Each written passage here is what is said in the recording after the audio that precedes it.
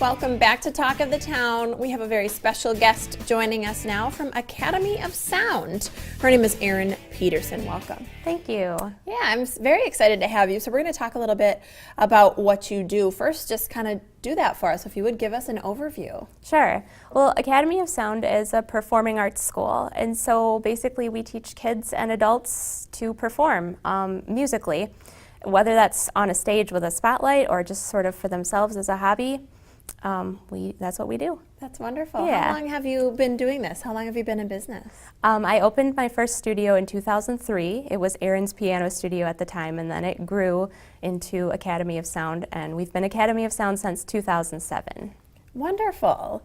So I was saying before the break that we were going to talk a little bit about music lessons for both kids and adults. Mm-hmm. So talk to me about, let's talk children's lessons first. How does a parent know if their child is ready for like a private music lesson? Sure.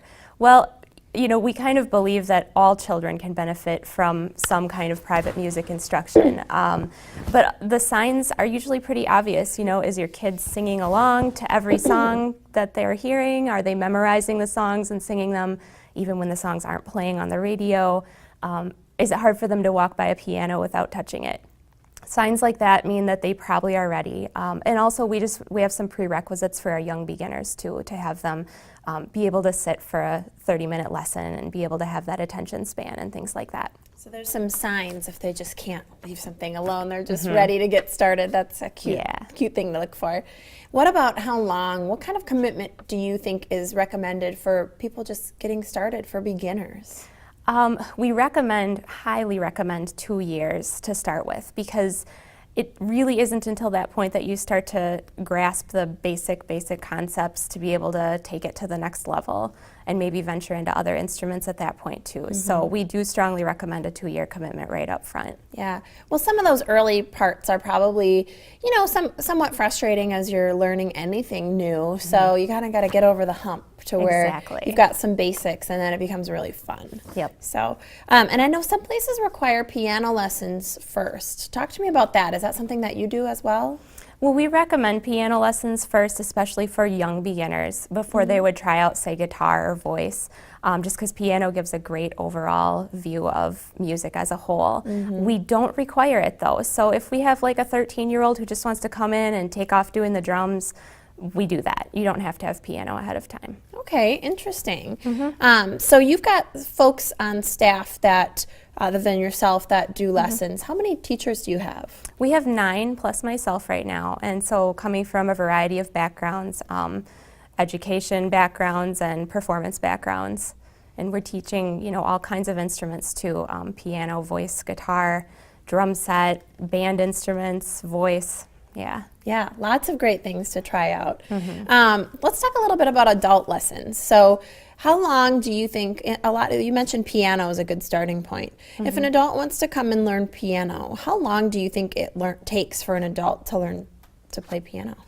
Well, there's a long answer and a short answer to that question. The short answer is that in general, about 2 to 5 years. And I know that's quite a range, and really within that range and outside of that range, it's going to depend on how much time you're spending practicing. Mm-hmm. In particular, practicing the way your teacher tells you to practice. So there's, you know, different drills and things that you do on the piano that really help.